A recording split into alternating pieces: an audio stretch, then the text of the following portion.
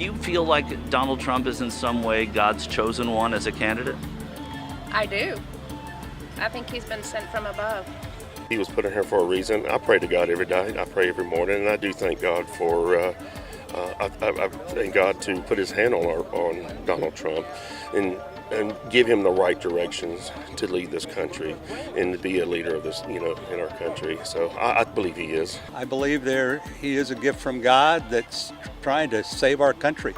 Troy Nehls from the great state of Texas. I tell you what I saw today. This is nothing more, and the American people see it. This is election interference. First time to the courtroom, I sat in there for an hour and I said, we've got a compromise judge, no question about it. This is 5 weeks sitting in a courtroom when he should be out reaching the American people and telling the American people what he would like to do for this country. And who shows up? Tens of thousands of people show up at Donald Trump's rallies. The Democrats hate it. There's not another person on the planet that can do that other than the Pope. The Pope. What's up, everybody? Major Retired Richard Ojeda here. And first off, the comparison between Trump and religious figures like the Pope is pretty striking. And when do people go? They visit the Pope. What do they say? Pope, what can you do? Would you bless me and my family? That's what they want. They want blessings for their family when they go see the Pope.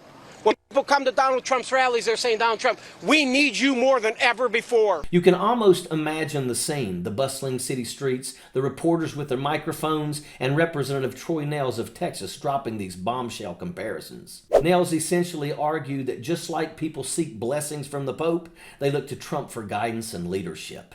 It's a bold statement, implying that Donald Trump possesses some kind of divine authority or wisdom. What's really alarming is how the rhetoric isn't just about expressing support for Trump.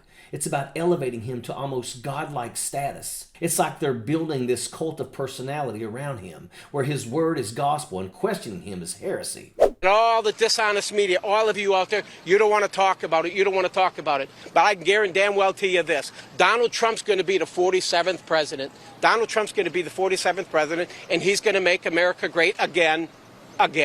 And then there's the whole notion of weaponizing religion for political gain. By equating Trump with religious figures, they're essentially saying that supporting him is not just a political choice, but a moral imperative. It's a dangerous line to walk, blurring the lines between faith and politics in a way that can lead to blind obedience and intolerance.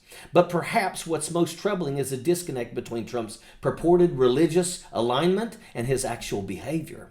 I mean, here's a guy who famously struggled to name a single Bible verse when asked. It's like he's using religion as a tool to rally support without actually embodying its principles. And yet, despite all this, his followers remain steadfast in their devotion. It's almost like they're willing to overlook any inconsistencies or contradictions because their faith in him runs so deep. Trump was chosen by God. Do you believe that? I truly believe that was divine intervention in 16.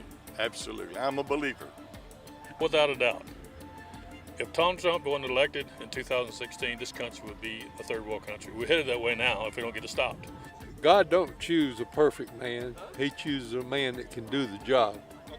And Trump is the man that can do the job. In the end, what we're seeing is not just a political movement, but a full-blown cult of personality. In conclusion, the GOP's weaponization of faith to manipulate their base into blind devotion is a troubling trend that goes beyond mere political rhetoric. By equating Trump with religious figures and fostering a cult-like atmosphere, they're not just playing on people's emotions, they're actively undermining the principles of rational discourse and democratic rule. It's a stark reminder that in the pursuit of power, some are willing to exploit even the most sacred beliefs for their own gain.